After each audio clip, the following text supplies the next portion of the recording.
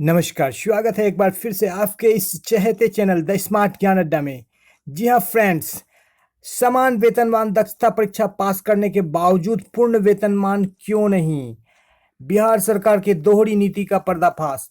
आज इस channel the smart ज्ञान अड्डा पर बिहार सरकार के दोहरी नीति का पर्दाफाश किया जाएगा और ये प्रूफ करके दिखाया जाएगा कि यहाँ पर बिहार सरकार अयोग्य शिक्षकों को मलाई दे रही है और योग्य शिक्षकों को खटाई दे रही है। यानी कि जितना मिलना चाहिए, जितना उनका अधिकार है, वो भी नहीं मिल रहा है। तो इस अंक में ये जानेंगे कि किस प्रकार बिहार सरकार दोहरी नीति या दोगली नीति अपनाए हुए है और उसका पर्दाफाश किया जाएगा। जी हाँ साथियों, बिहार सरकार के दोगली नीति का पर्दाफाश किया जाएगा। तो वीडियो को एक लाइक कर दे, चैनल पर नए हैं या अब तक सब्सक्राइब नहीं किया है तो सब्सक्राइब कर ले। द स्मार्ट ज्ञान अड्डा आपका अपना चैनल है साथियों, जो आपके उज्जवल भविष्य की कामना करता है। तो बेल आइकन पर ऑल प्रेस कर दे ताकि आने वाली वीडियोज की नोटिफिकेशन आपको मिलती रहे सबसे पहले। सीधे चलेंगे अगले स्लाइड पर और देखेंगे क्या कुछ है इस अंक में। समान वेतनमान दक्षता परीक्षा पास करने के बावजूद पूर्ण वेतनमान क्यों नहीं? यहाँ पर देख लेते हैं। अनुदानित मदरसा तथा संस्कृत विद्यालय में प्रधानाध्यापक तथा शिक्षकों को बिना लिखित परीक्षा अनुभव के आधार पर पूर्ण वेतनमान 93,34,800 दिया जा सकता है, तो अनुभवी नियोजित शिक्षकों तथा पुस्तकालय अध्यक्षों को समान वेतनमान दक्षता परीक्षा पास करने के बावजूद क्यों नहीं? तो फ्रेंड्स, यहाँ पर देख लेना है कि जो संस्कृत और मदरसा के शिक्षक हैं उनको बिना किसी परीक्षा के, बिना किसी एग्जाम के, सिर्फ और सिर्फ अनुभव के आधार पर, सिर्फ और सिर्फ सर्टिफिकेट के आधार पर 9300 और 34,800 का स्केल दे रही है बिहार सरकार। वो कैसे विद्यालय है? अनुदानित, जो अनुदान पर चलते हैं, जो हमसे ज्यादा अस्थाई नहीं है। हम सरकारी विद्यालय में पढ़ाते हैं, भले ही हम पंचायत राज के कर्मी हैं, लेकिन अनुदानित विद्यालय से ज्यादा अस्थाई हमारा विद्यालय है। लेकिन हमें जो है 5200 का स्केल, वो भी डंडी मारा हुआ स्केल मिलता है, वो भी वास्तविक स्केल नहीं मिलता है। और वहीं पर जो संस्कृत तथा मदरसा विद्यालय के शिक्षक है उनको 9300 34,800 का जो ऑफिसर ग्रेड का स्केल है वो दिया जाता है। तो देख लेते हैं इस अंक में क्या कुछ छपा है। अखिल भारतीय शिक्षा मंच के अध्यक्ष आलोक आजाद ने मुख्यमंत्री को पत्र लिखकर कहा कि जब अनुदानित मदरसा संस्कृत विद्यालय में प्रधानाध्यापक तथा शिक्षकों को पूर्ण वेतनमान मिल सकता है तथा बिना प्रतियोगिता परीक्षा पास के प्रधानाध्यापक का पद तथा समकक्ष वेतनमान दिया जा सकता है, तो बिहार के नियोजित शिक्षकों, पुस्तकालय अध्यक्षों को तथा अन्य वित्त रहित अनुदानित शिक्षकों को क्यों नहीं? बहुत ही अच्छी पहल की गई है।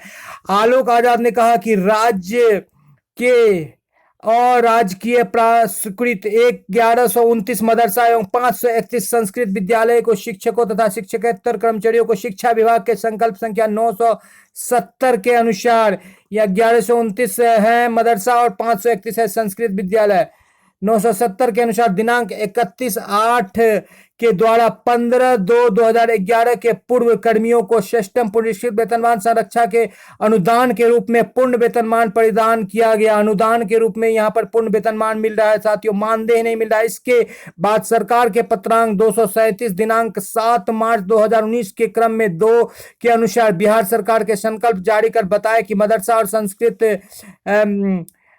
संस्कृत शिक्षक संघ की मांग के अनुसार मदरसा और संस्कृत शिक्षक तथा कर्मचारी को राज्य के सरकारी शिक्षकेतर कर्मियों के अनुरूप सप्तम पुनरीक्षित वेतन की मांग पर सम्यक विचारोपरांत राज्य सरकार ने मदरसा तथा संस्कृत विद्यालयों के स्वीकृत पद के विरुद्ध कार्यरत शिक्षकों एवं शिक्षकेतर कर्मचारियों को वेतन भुगतान निमित्त अनुदान के लिए 1/1/2016 के प्रभाव से सरकारी शिक्षकों के लिए स्वीकृत वेतनमान को आधार बनाने की स्वीकृति प्रदान की। आलोक आजाद ने बताया कि इसके अनुसार बिहार के सभी अनुदानित मदरसा तथा संस्कृत विद्यालयों में 15 फरवरी 2011 के पूर्व बहाल सभी प्रधानाध्यापकों को 1/1/2006 से पुनरीक्षित वेतनमान 9300 34,800 का वेतनमान तथा ग्रेड पे 4600 सप्तम वेतनमान में लेवल 7 44,900 का उनका मूल वेतन बन रहा है फ्रेंड्स, और दिया गया है। जबकि शिक्षकों को 9300 34,800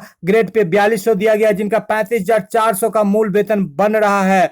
तो पहले आपको दिखा देते हैं साथियों कि आज यदि आप अनुदानित मदरसा या संस्कृत विद्यालय में जुड़ रहे हैं, एक शिक्षक के रूप में ज्वाइन कर रहे हैं, तो 35,400 का आपको मूल वेतन मिलेगा और 34% डीए पर आज के डेट में आपका सैलरी जो होगा 52,300 का होगा। और यहाँ पर 52,300 जाते जाते कई सारे नियोजित शिक्षक रिटायर हो जाते हैं, क्योंकि यहाँ पर जो आपको आगे बताया जाएगा, जो वेतनमान भी दिया गया है वो भी कटौती के साथ।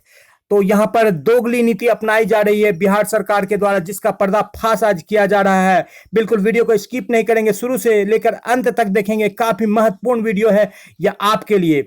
आगे देख लेते हैं साथियों, पुस्तकालय अध्यक्षों के तथा पुस्तकालय अध्यक्षों के शिक्षकों तथा पुस्तकालय अध्यक्षों के लगातार हड़ताल तथा आंदोलन के बाद सरकार के संकल्प संख्या 1530 1/8/2015 के द्वारा जारी पत्र के अनुसार बिहार सरकार के सभी नियोजित शिक्षकों तथा पुस्तकालय को 52,20,200 का अधूरा वेतनमान दक्षता परीक्षा में पास होने के बाद दिया। और कई सारे शिक्षक पात्रता परीक्षा भी पास है, लेकिन 2011 से पहले पात्रता नहीं थी। एक और सरकार द्वारा बहाल शिक्षकों तथा पुस्तकालय दक्षता परीक्षा पास होने के बावजूद समान काम के समान वेतन के स्थान पर कटौती के साथ अल्प वेतन चाइनीज वेतनमान की नीति। वहीं दूसरी ओर स्थानीय स्तर पर बहाल अनुदानित मदरसा तथा संस्कृत शिक्षक विद्यालयों के शिक्षक तथा शिक्षकेतर कर्मचारियों को स्थानीय स्तर पर यह बहाल होते, एक कमेटी बना करके इसको बहाल कर दिया जाता है।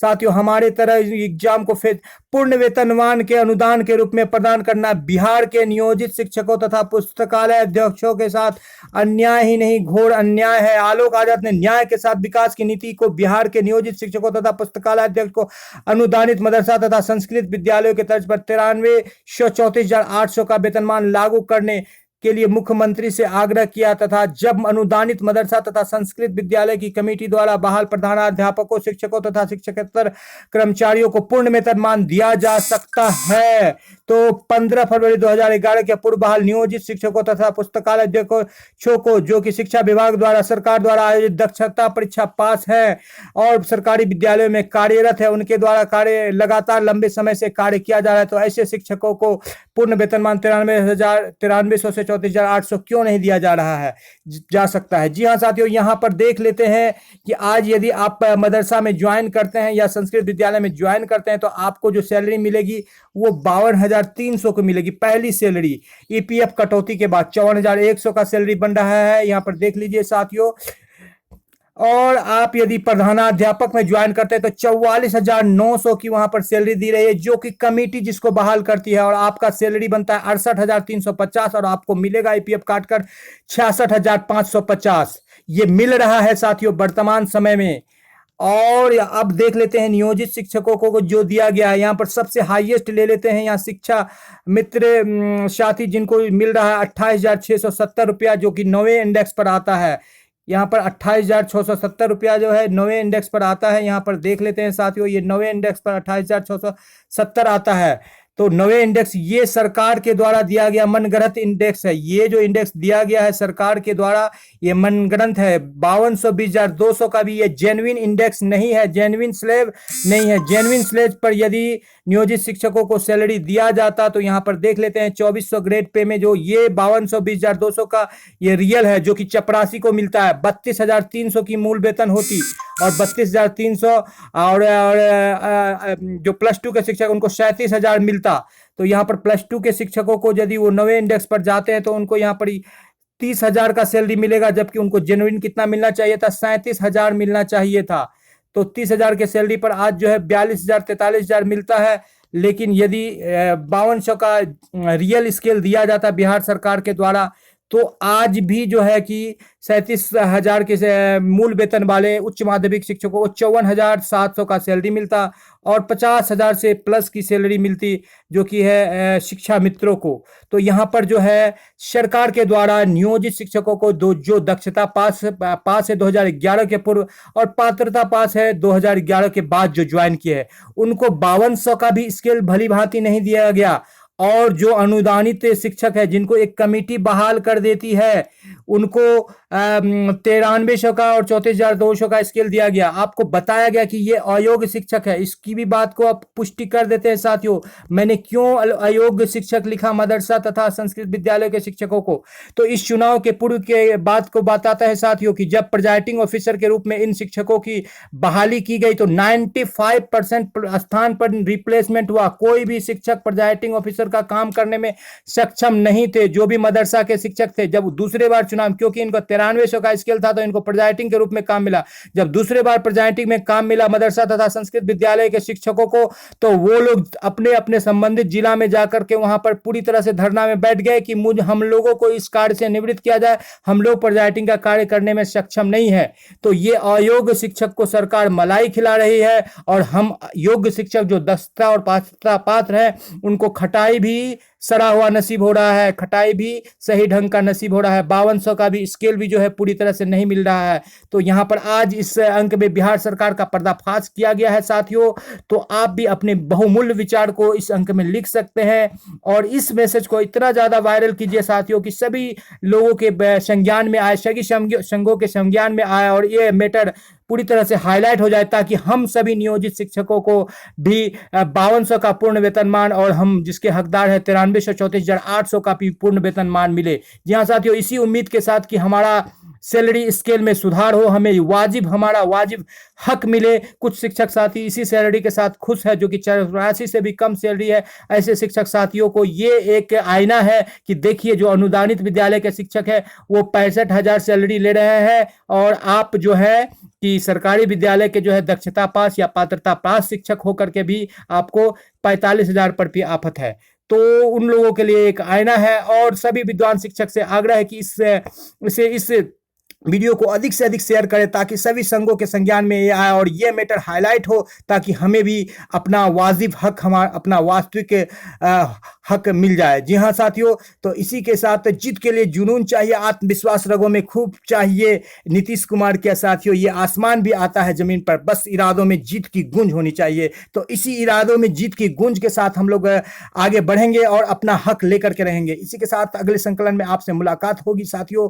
जय हिंद, जय भारत, आपका दिन शुभ हो। वंदे मातरम।